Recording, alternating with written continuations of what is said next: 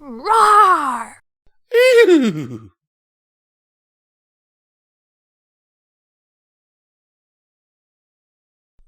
Hello and welcome to Pony&Wolf Productions.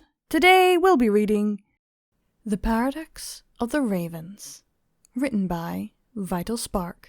As always, these are our amazing Patreons. Link is in the description if you wish to join. And shall we get to it?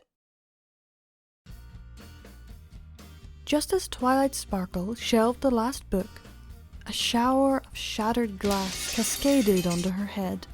A ball of cyan fur and feathers barreled across the library floor, colliding with the shelf on the opposite wall, before coming to a standstill, as half the books on the other shelf fell atop it.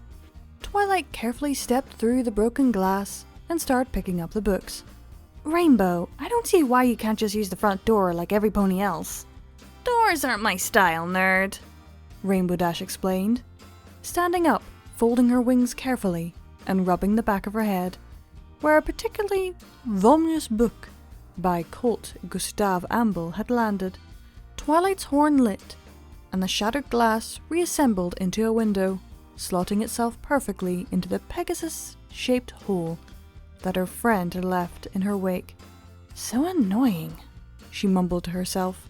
Rainbow looked at Twilight, kicking the floorboards with a hoof. After some time she said, "Well..." "What?" Twilight asked. "Aren't you going to ask me about my trip to Las Pegasus?" Twilight sat down by her writing desk. "Oh, yes. With Fluttershy. How did it go?" "Totally awesome." "Of course. Anything else to say on the matter?" Rainbow was confused. What else did Twilight want to know? Like, weren't you supposed to be studying bird migration patterns or something? Rainbow's eyes lit up. Something else awesome that she could talk about. "Oh yeah. Fluttershy had me following a flock of ravens around, drilling them to see where they go. Ravens are super fast, but not as fast as Rainbow Dash." "Oh," Twilight said. "I've never actually seen a raven.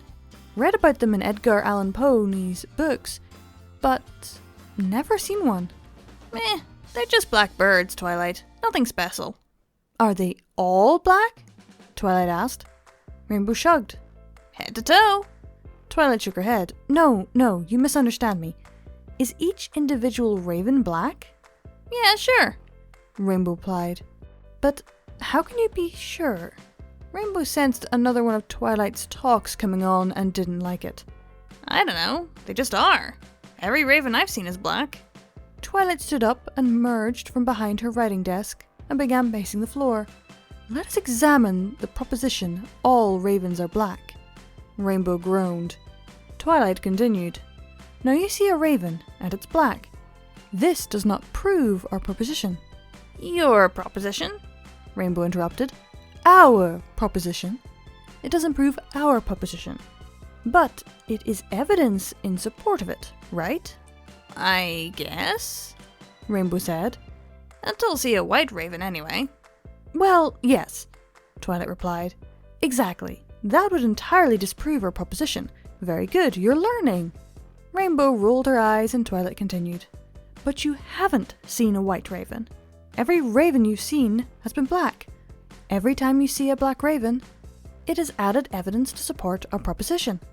No matter how many black ravens you see, you will never prove our proposition, but we can gain confidence in it." "Okay," Rainbow said, a little hesitantly. "But..." "I knew there'd be a but." Twilight smiled. "There's always a but." "You're always a but," Rainbow muttered under her breath. "But our proposition, all ravens are black, can be restated another way. All non-black things are non-ravens." "What?" "Think about it.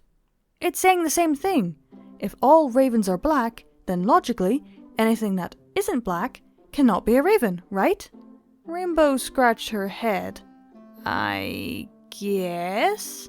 "And if anything which is white or red or blue or green or yellow or whatever isn't a raven, that means all ravens must be black, right?" "Aha!" Twilight looked triumphant. "Exactly! So our two propositions are equivalent. all ravens are black, all non-black things are not ravens. So what? But you see, this is how we can add more evidence in favor of our original proposition. Rainbow shook her head. I don't get it. Look at my writing desk. Twilight pointed. What color is it? Brown? Rainbow answered. So it's non-black. Sure. Twilight smiled. And is it a raven? Of course not. Precisely, Twilight argued. It's a non-black thing and it's a non-raven. So what? Rainbow asked, clearly confused. Well, it supports our proposition. All non-black things are non-ravens. Rainbow thought she'd spotted an early flaw in Twilight's argument. It doesn't prove it, though. Twilight nodded. No, it doesn't prove it. Just like seeing one raven doesn't prove all ravens are black. But it's evidence in favor of the proposition. Twilight walked around the room, pointing at things. Look at my red coffee cup. This yellow book. This green carpet. The blue sky out there.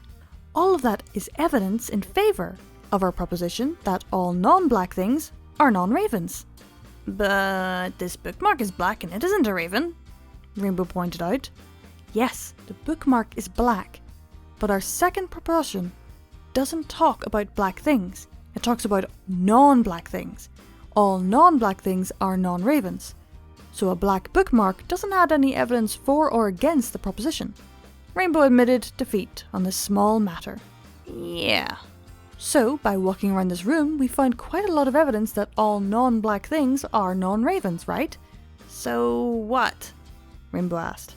Well, like I said earlier, our two propositions are exactly equivalent.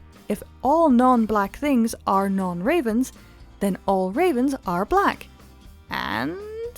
Which means by looking around this room without observing any ravens, we've added evidence in favor for our original proposition that all ravens are black. What? Rainbow asked, suddenly shocked. My writing desk, my coffee cup, that book, the sky, all of it is evidence that all ravens are black. That makes no sense whatsoever, Rainbow said. Prove it. Rainbow started to cry.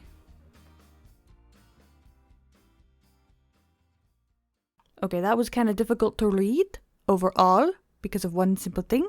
Proposition is a word that is difficult to say when reading sometimes. I struggled with that. I'm pretty sure I still missed a pronunciation mistake there as well, so sorry. But yeah. And here I thought this was going to be a whole thing of why is a raven similar to a writing desk? Oh well. That was The Paradox of the Ravens, written by VitalSpark. Hope you all enjoyed, and keep watching that moon, everyone. Bye!